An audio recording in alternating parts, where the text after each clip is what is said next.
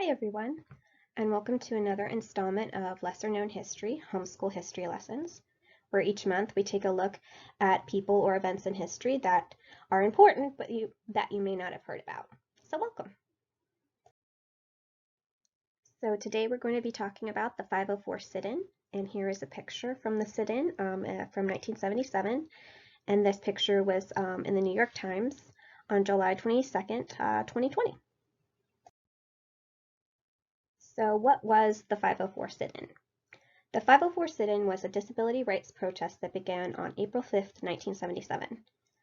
People with disabilities and the disability community occupied multiple federal buildings across the United States in order to push for the implementation of long-delayed regulations regarding Section 504 of the Rehabilitation Act of 1973. And here is a picture of some of the protesters at the United Nations Plaza in San Francisco on April 5th, 1977. This was also in the New York Times article, and you can see people in wheelchairs and people with signs, all saying sign 504 now. So the Rehabilitation Act of 1973 was passed to prohibit employment discrimination based on disability, and it was supposed to protect disabled people and ensure their rights in the United States. Section 504 of the Act states, "No otherwise qualified individual with a disability in the United States shall, solely by reason of her or his disability, be excluded from the participation in, be denied the benefits of, or be subjected to discrimination under any program or activity receiving federal financial assistance." Prior to the Americans with Disabilities Act, which was enacted in 1990, the Rehabilitation Act was the most important disability rights legislation in the United States. After twice being vetoed, the Rehabilitation Act was signed by President Richard Nixon in 1973. But 4 years later, the law had yet to be implemented. The cost to meet the new standard, which required retrofitting and fixing the many federally funded buildings around the country, would have been enormous, and as administrations changed, action was delayed for years. By 1977, after years of letter writing, lobbying, and pleading with lawmakers, disability activists were tired of waiting. Director of the American Coalition of Citizens with Disabilities, ACCD, Dr. Frank Boyle, wrote to President Carter, "Vast numbers of us endorsed your candidacy and worked vigorously for your election." The ACCD said that if Joseph A. Califano, Jr., the Secretary of Health, Education, and Welfare under President Jimmy Carter, did not act by April 4, 1977, there would be national protests. And April 4th came and went, and no action had been taken. So, on April 5, 1977, multiple demonstrations took place over 10 cities across the United States. These demonstrations took place at Health, Education, and Welfare, or HUE, federal buildings. The other demonstrations around the country fizzled out, except for the one in San Francisco. For 25 days in April 1977, a group of roughly 150 disability rights activists, consisting of disabled protesters, interpreters, and personal care aides, took over the regional HEW building in San Francisco. Protesters arrived to meet with Joseph Maldonado, the regional director who reported to Joseph A. Califano, Jr., but Maldonado had never heard of Section 504. The protesters said that they would not leave until President Jimmy Carter's administration agreed to implement the Rehabilitation Act. The protesters had no idea that they would end up living in that building for almost a month. Many of the protesters showed up with little more than the clothes they were wearing. The federal government worked hard to deter the protesters in San Francisco, cutting the building's phone lines and water supply. But the protesters found unexpected allies. The city's mayor sent over mattresses and tried to arrange portable showers for the protesters. Members of other organizations, including the Black Panther Party and the Gray Panthers, brought supplies and cooked meals. Brad Lomax, a member of the Black Panthers who had multiple sclerosis, took part in the 504 sit-in, as did his aide, a fellow Black Panther named Chuck Jackson. As the sit-in wore on, about 24 of the demonstrators, including Judith Human, decided to fly to Washington, D.C. to put more pressure on Califano, Jr. and other politicians. They spoke before members of Congress at a special hearing that April. "We will no longer allow the government to oppress disabled individuals," said Judith Human, after a government official suggested creating separate but equal programs. Human continued, We want the law enforced. We will accept no more discussion of segregation. On April 28, 1977, the regulation was implemented. The San Francisco occupation lasted 2 more days. This gave the remaining protesters time to clean up the HEW building and await the return of those who had gone to Washington.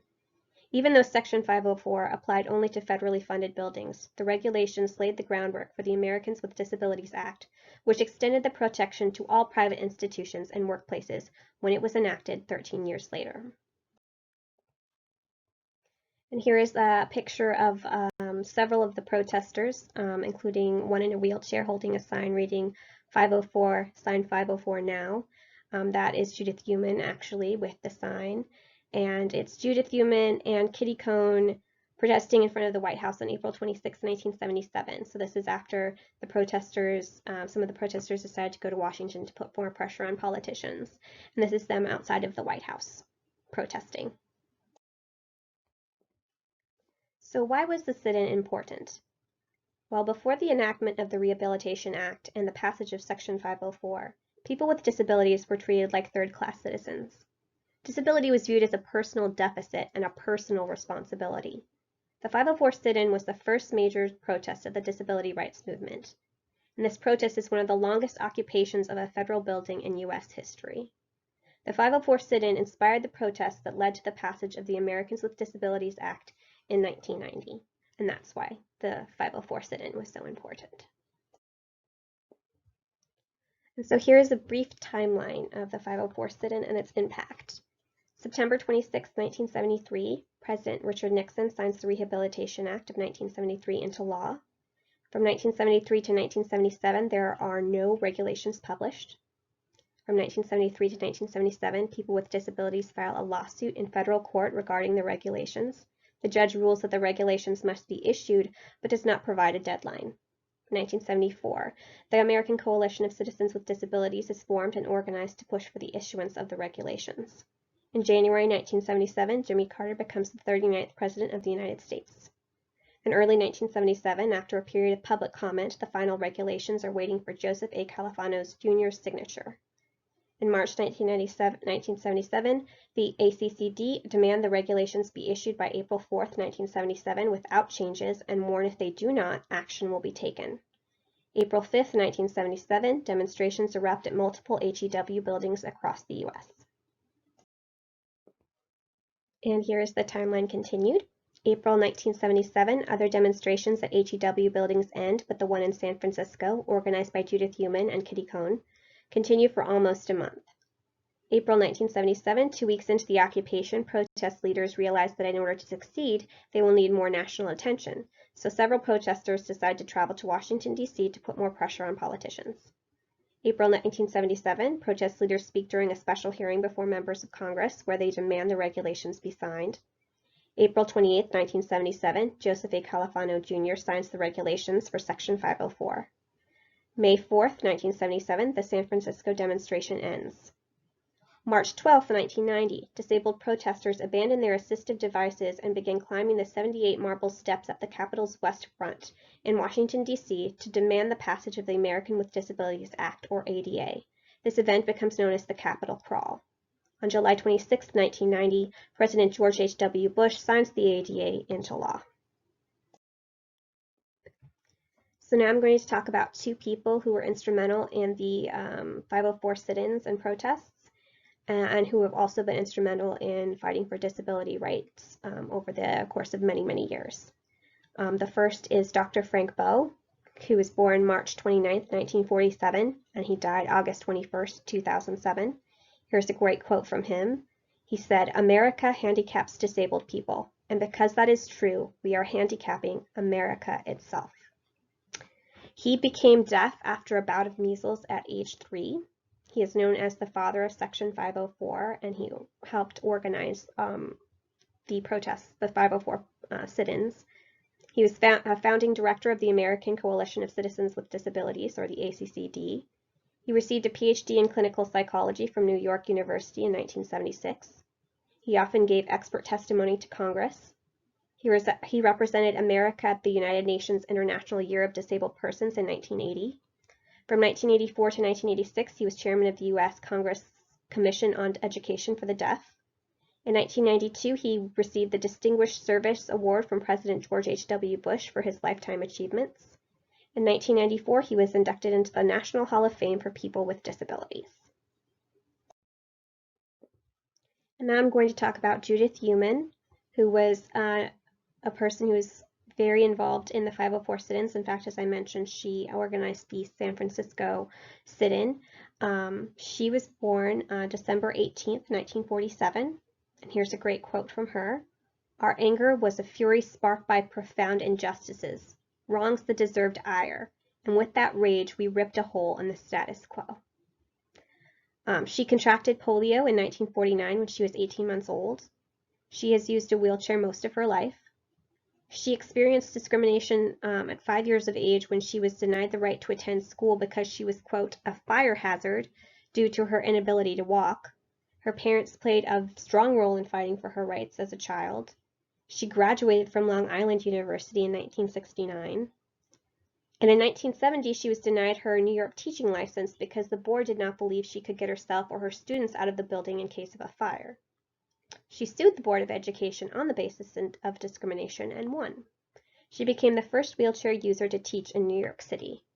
She received her master's in public health from the University of California at Berkeley in 1975, and President Barack Obama appointed her as the first special advisor for international disability rights at the U.S. Department of State, where she served from 2010 to 2017, and she continues to fight for the rights of the disabled community all over the world.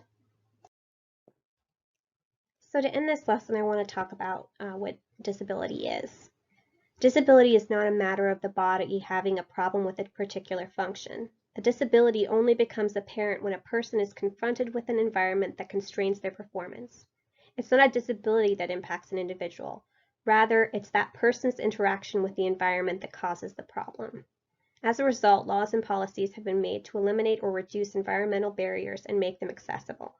These laws and policies have been enacted because of protests like the 504 sit-in and because of people like Judith Human and Dr. Frank Boyle.